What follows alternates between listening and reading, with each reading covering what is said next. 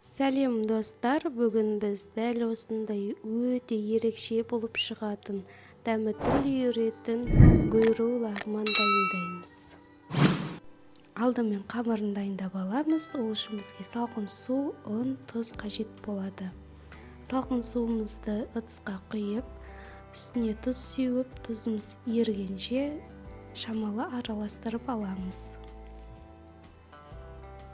Одан кейін ұнымызды сеуіп, жақсылап қатты қамыр болғанша илейміз. Мінекей бізде осындай қолға жабыспайтын қамыр шығады. Бұны біз холодильникке 15-20 минутқа қойып аламыз.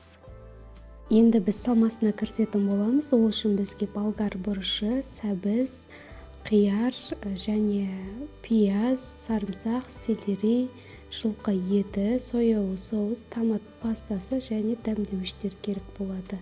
Мен жылқы етін осылай жұқалап турап алдым. Қызған сұйық майымызға етімізді салып, жақсылап қуырып аламыз. 2-3 минуттай бұқтырып қоямыз. Енді қамырымызды созатын боламыз. Ол үшін бізге сұйық май қажет болады. Айтпақшы, ескеретін жайт, қамырымыз әдемі жыртылмай созылып шығуы үшін өте салқын суға илейміз. Мінекей осылай ұрғылау арқылы созып шығамыз.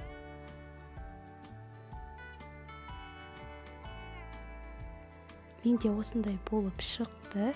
Енді осыны сұйық май жағылған табаға әдемілеп орап, 10-15 минутқа тынықтырып қоямыз. Қуырылған етімізге соя тұздығын құйып, одан кейін пиязымызды, сарымсақтарымызды салып, жақсылап араластырып 2 минуттай қуырып аламыз.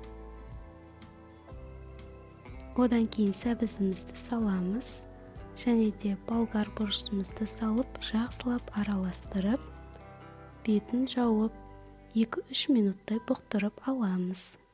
Бұқтырылып болғаннан кейін сельдерейімізді саламыз. Менде сельдерей болмағандықтан пекинский капустаның қатты жерін пайдаландым. Томатымызды салып, дәмдеуіштерімізді салып, жақсылап араластырып, көз мөлшерінде қайнаған суымызды құямыз. Және де қиярымызды салып, бетін жауып, астын өшіріп қоямыз. Енді тестамызды дайындаймыз. Ол үшін осылай қолымызға орап алып, ұрғылау арқылы созамыз. Бұл тәсілмен созған өте ыңғайлы және өте тез созылады.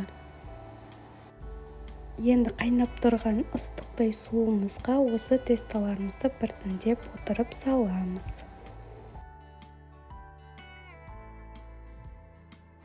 Қамырымыз 20-25 уақыт аралығында піседі. Пісіп болған соң табаға түсіріп алып, салқын суға жуып алыңыздар. Мінекей біздің лағманымыз дайын болды. Сіздерге ас болсын.